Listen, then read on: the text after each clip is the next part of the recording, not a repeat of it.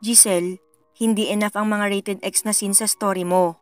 You need to write it na para bang nangyari talaga sa totoong buhay. Or based on your experience para mas maganda. Hindi pwedeng putyo-putyo lang.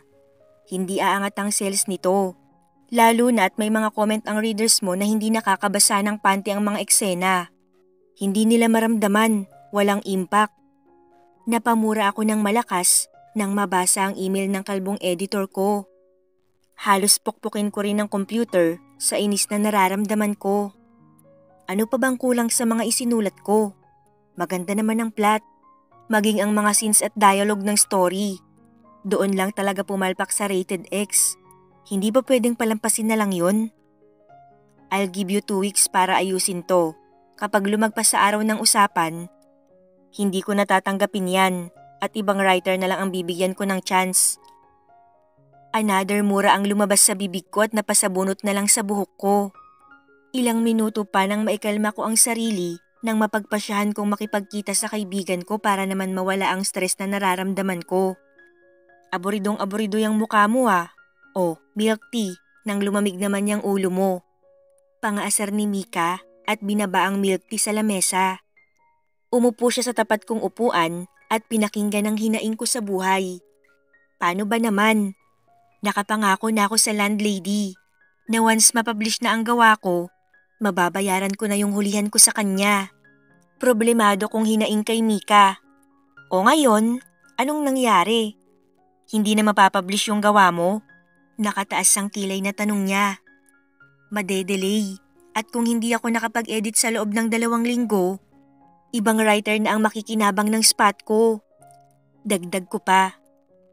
Ano bang problema? Tanong ulit ni Mika sa akin. Hindi ako marunong gumawa ng rated X na scene at yun ang problema ng editor ko. Problemado kong sumbong at sumipsip sa milk tea na libre niya. Gaga, paano ka ba naman kasi makakasulat ng ganun?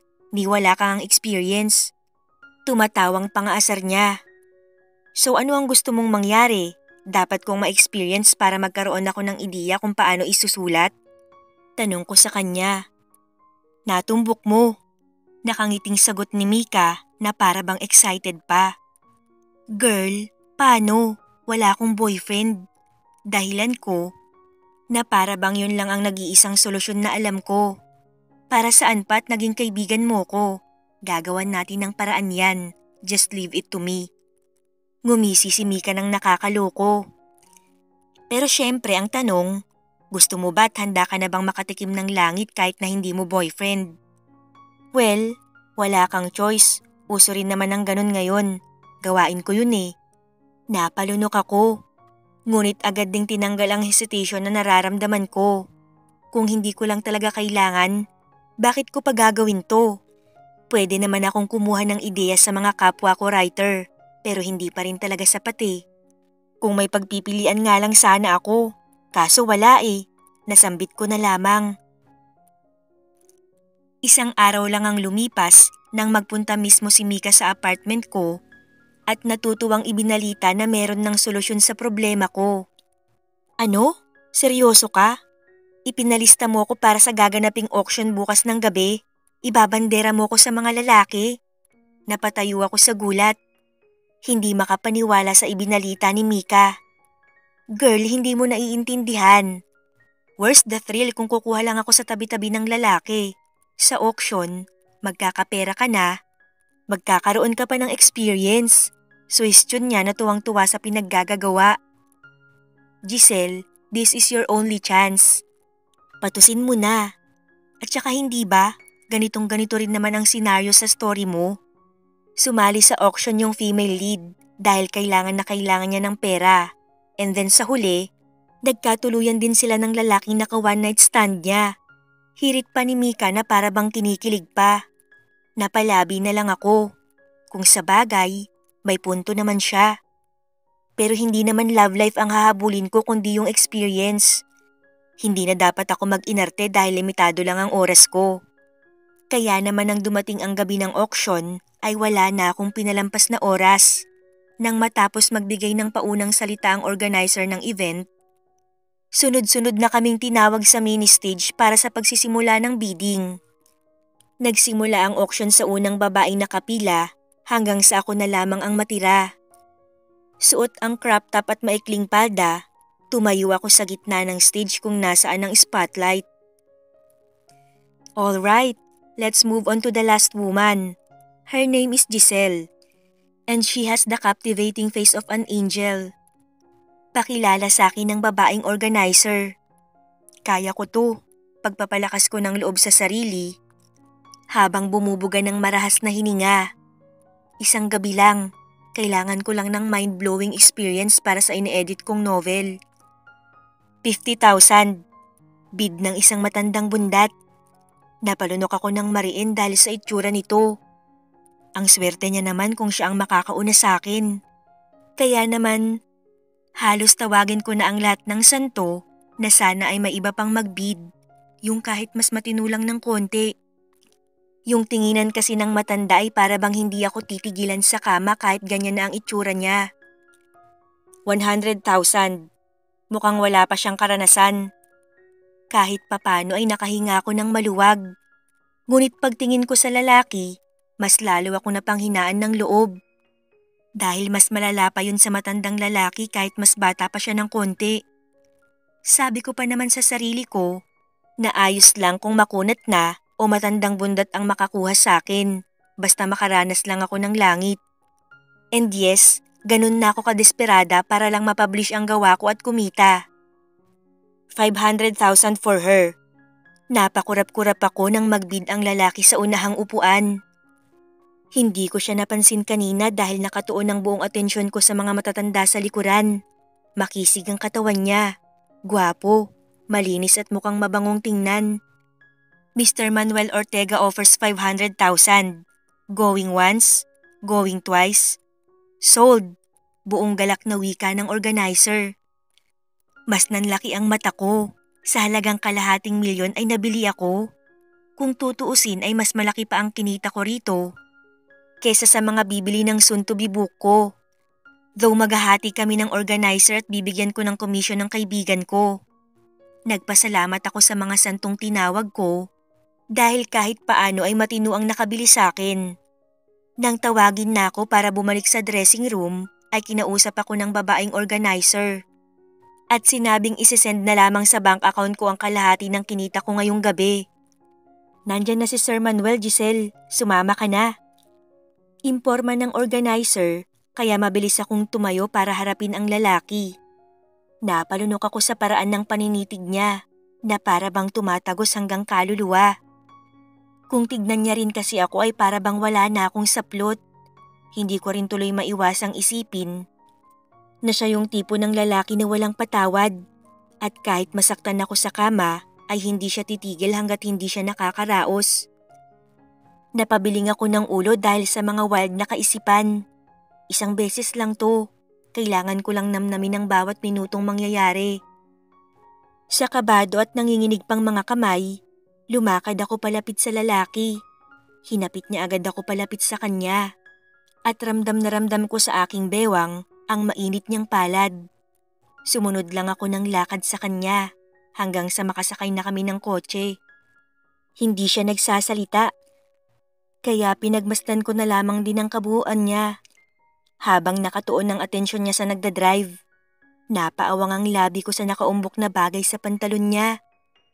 Namula ang magkabila kong pisngi at gumalaw na lamang ng kusa ang kamay para humawak doon.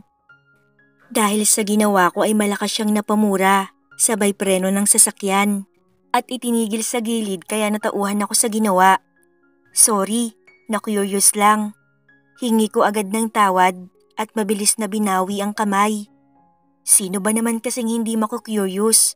Lalo na at wala pang karanasan ng pinili niya ngayong gabi. Matalim niya akong tinignan, pero para bang hindi ko nakita ang galit doon. More like nagustuhan niya ang ginawa ko at hindi ako pwedeng magkamali. I don't want to do it here. Pero pinigtas mo na ang natitira ko pang pasensya. Mariing sabi niya, kaya napaatras ako dahil sa nakakapasong tingin niya. Ito na ba? Magkakaroon na ba ako ng experience? Walang segundong pinalampas si Manuel. Pinatay niya ang makina ng kanyang sasakyan at iniwang bukas ang aircon. Mabuti na lang at heavy tinted ang sasakyan niya. Kaya kahit may mga dumaang tao sa gilid, ay hindi mapapansin ang milagrong mangyayari. Lumapit siya sa akin at mabilis na pinagpalit ang pwesto namin. Nakaupo na ako ngayon sa hita niya. Hinagod niya ako ng nagbabagang tingin bago dumapo ang kamay niya sa liig ko at marahan akong sinakal. Napasinghap ako ng medyo humigpit yon, ngunit agad din naman niyang niluwagan. Maihahalin tulad ko ang sarili namin ngayon sa mabangis na hayop dahil sa malhalimaw naming ginagawa. Nagugulat na lamang ako dahil napapantayan ko ang intensidad ng ritmo niya. Hindi nagtagal ay naabot namin ang finish line. At hindi pa nga nasiyahan si Manuel at nag-drive pa siya para sa aming second round. Para bang wala siyang kapaguran pagdating sa ganito, kaya nagpapaubayan na lamang ako.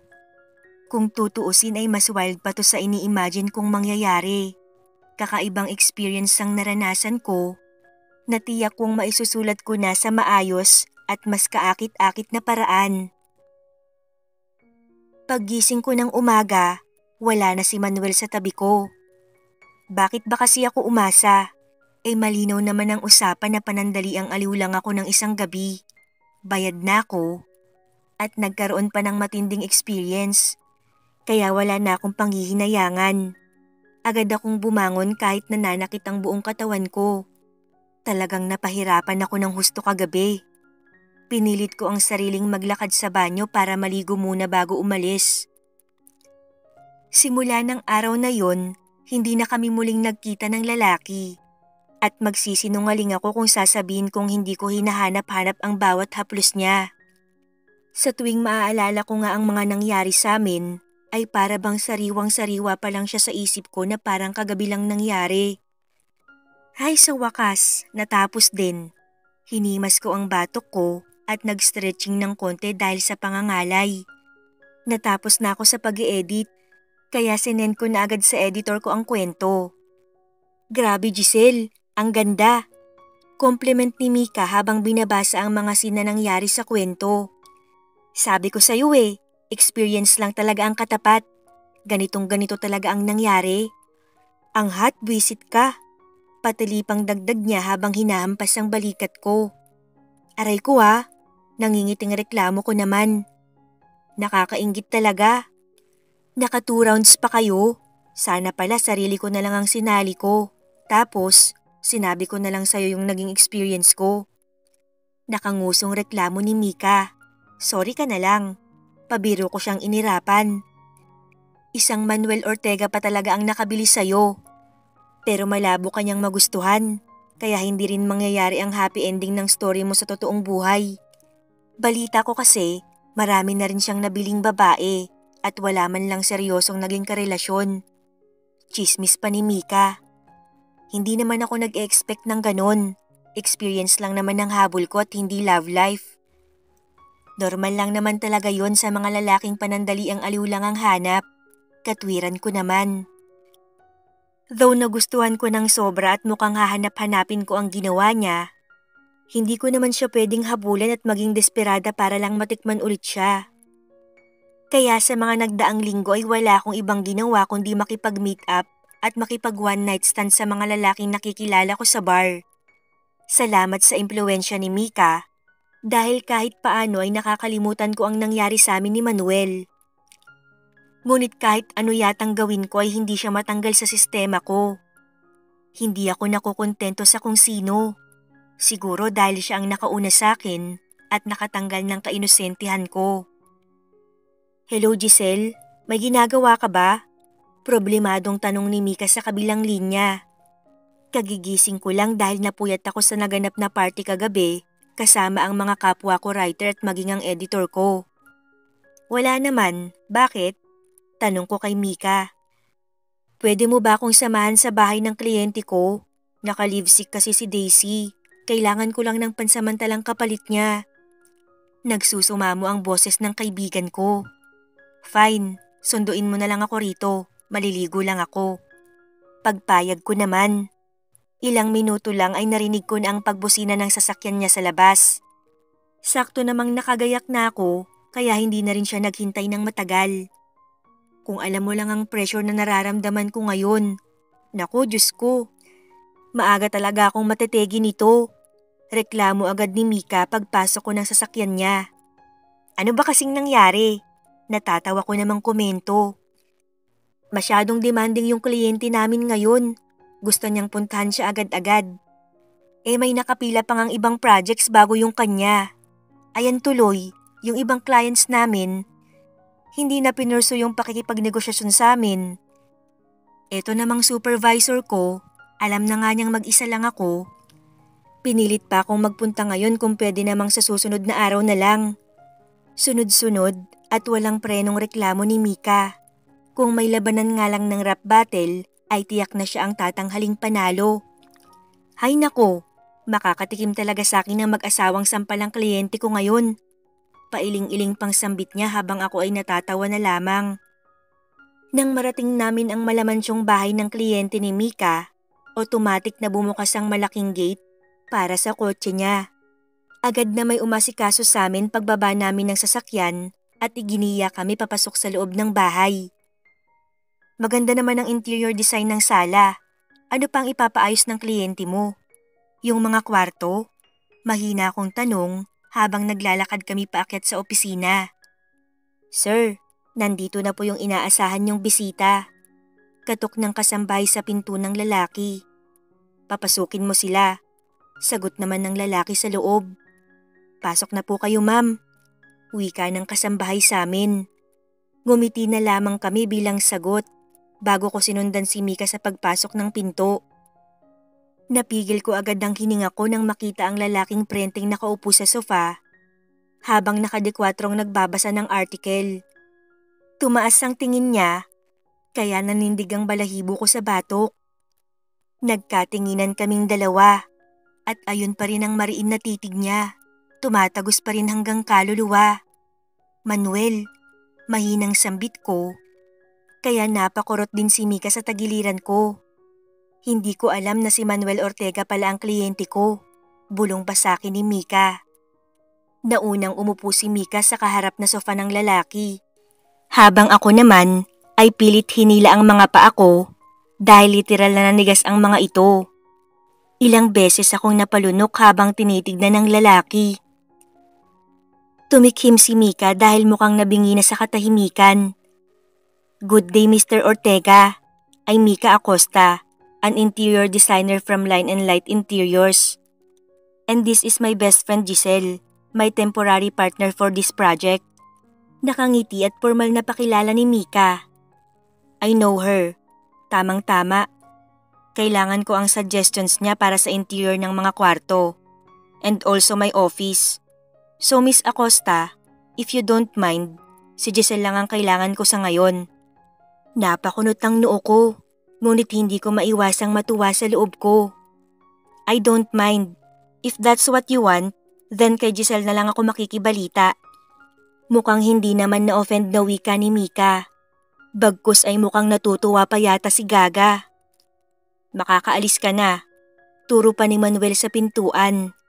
Tumikhim si Mika at sinulyapan ako. Nagtaas baba ang kilay niya at ngumiti ng nakakaloko. Tumayo siya sa kinauupuan. Nilapitan ako at bumulong. Good luck, girl. Isubo mo agad para hanap-hanapin ka.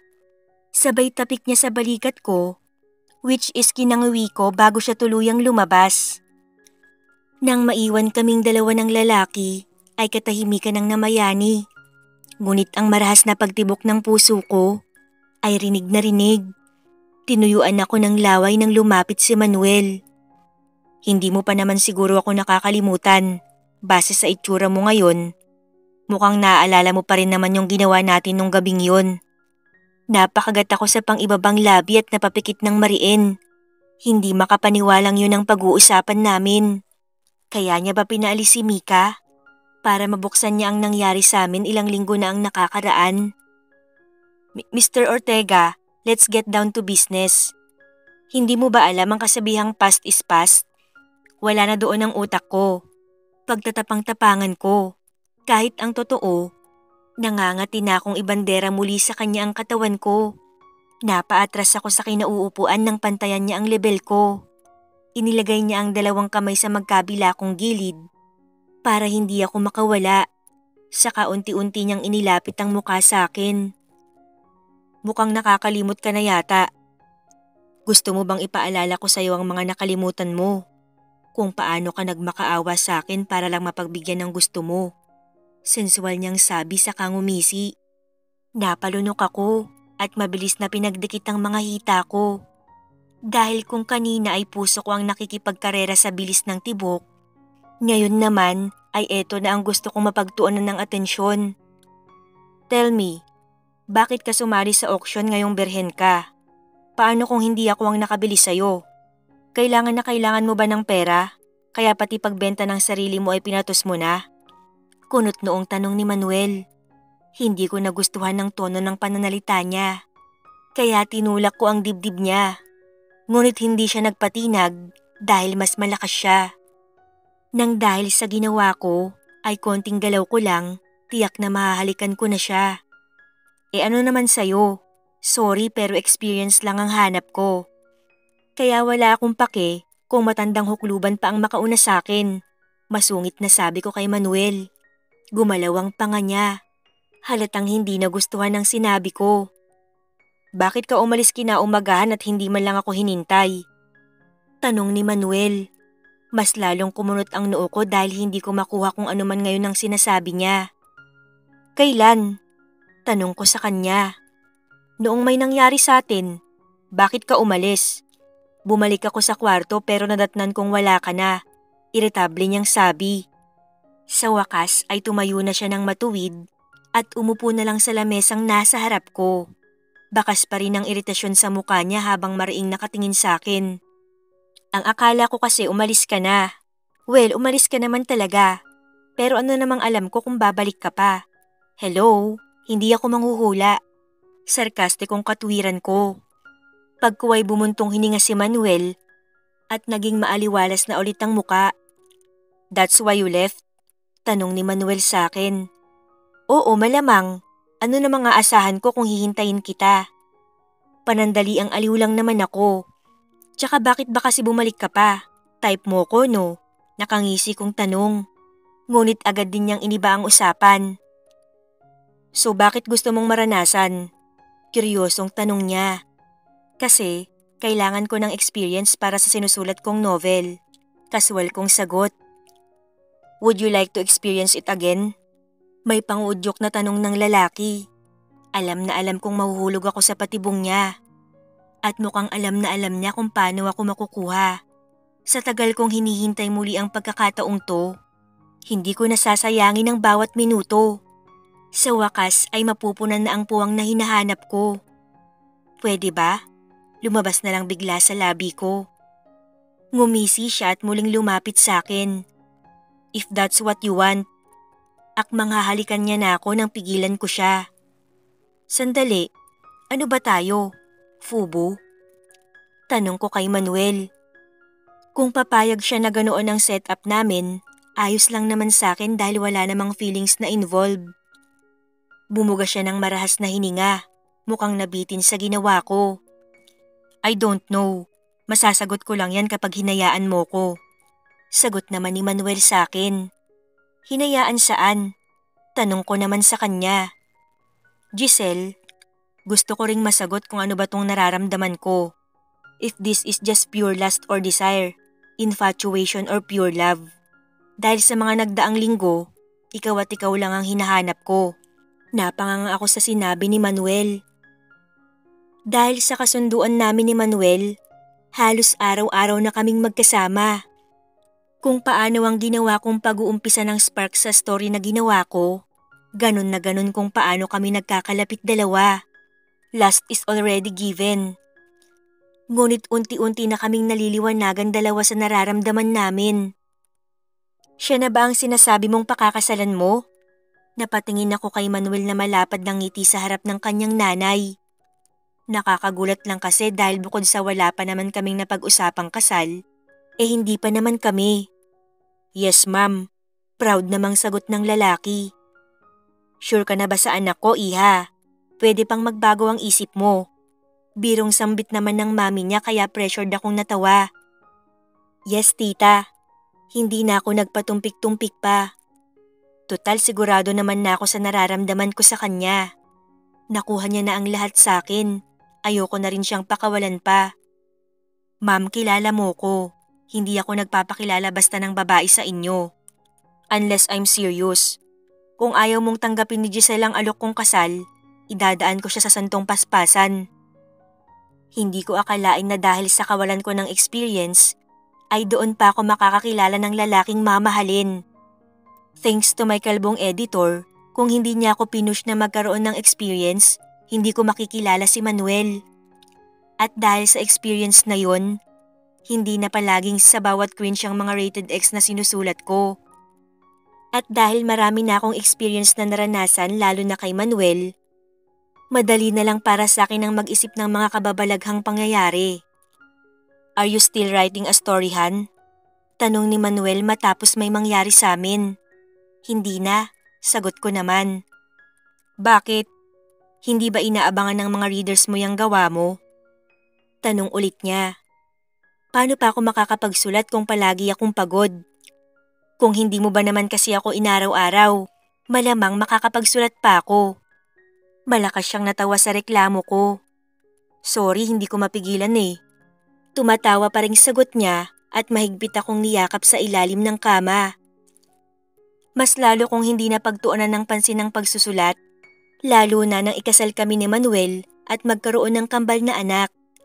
Walang mapaglagyan ng sayang nararamdaman ko. Kaya kahit hindi ko maipagpatuloy ang passion ko, sapat ng premyo ang 2 anak at ang asawa ko.